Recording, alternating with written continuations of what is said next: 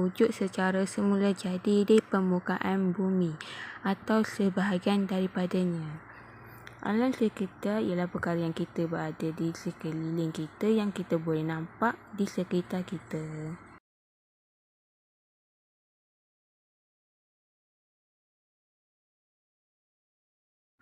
Habitat flora dan fauna terpelihara, ekosistem menjadi stabil, kesihatan manusia terjamin, menarik pelancong, menjamin bekalan sumber alam demi kelangsungan hidup generasi akan datang.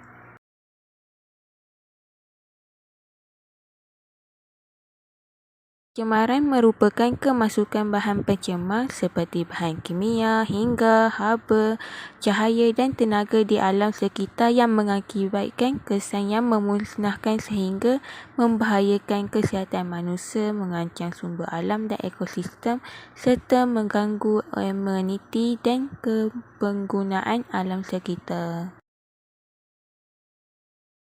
Pertama, pencemaran udara, pencemaran air, pencemaran tanah, pencemaran bunyi dan pencemaran sisa pepejal.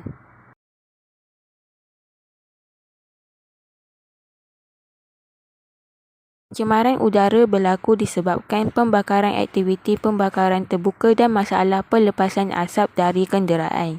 Pencemaran udara sering berlaku di kawasan bandar pada waktu-waktu puncak seperti pada waktu petang. Pencemaran udara yang tinggi di kawasan bandar boleh mengakibatkan berlakunya fenomena pulau haba bandar.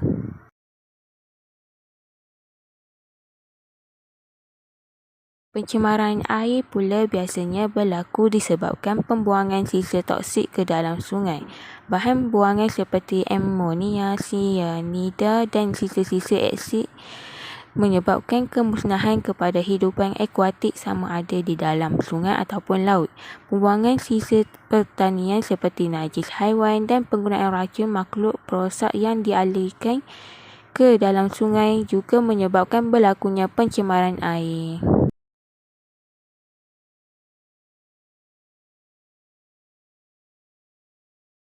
Pencemaran tanah berlaku disebabkan tumpahan minyak dan sisa kimia yang menyebabkan tanah menjadi tidak subur untuk segala jenis aktiviti pertanian.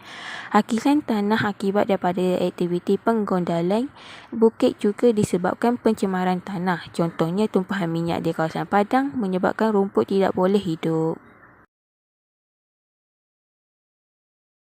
Pencemaran bunyi pula berlaku disebabkan bunyi bising yang keterlaluan di sesuatu kawasan.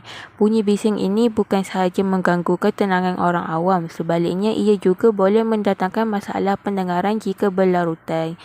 Pencemaran bunyi biasanya berlaku di kawasan yang sibuk dengan kenderaan, kawasan tempat pembinaan dan industri dan sebagainya. Pencemaran sisa pepejal berlaku disebabkan pembuangan bahan sisa pepejal di merata-rata tempat.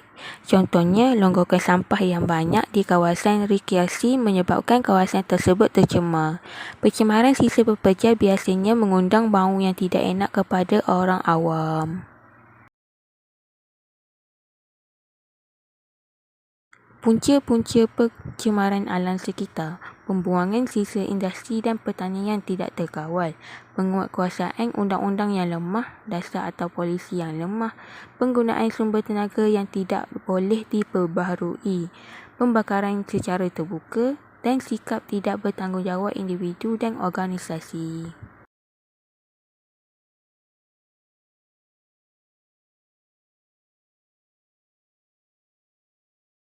Antara kesan pencemaran alam ialah menjejaskan kesihatan manusia.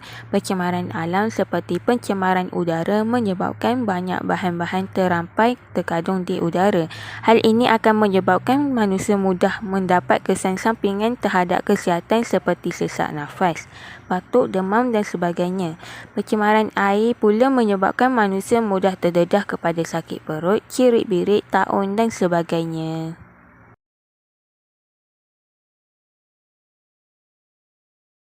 Selain itu, pencemaran alam juga meninggalkan kesan kemusnahan habitat flora dan fauna.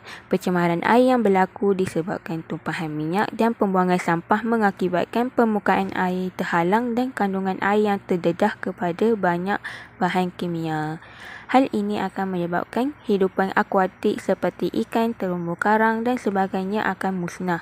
Perkara ini turut menyebabkan para nelayan kerugian kerana tidak dapat mencari hasil laut dengan banyak.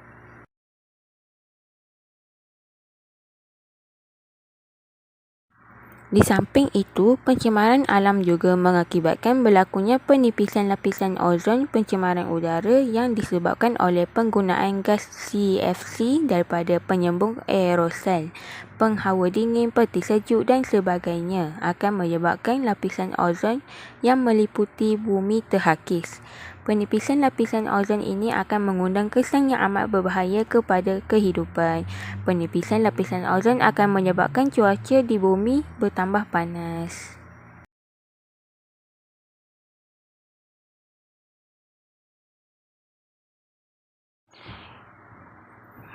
Hubungan manusia dengan alam sekitar bermaksud keadaan saling memerlukan hubungan yang harmonis antara manusia dengan alam sekeliling supaya kualiti kehidupan manusia dan alam sekeliling terpelihara.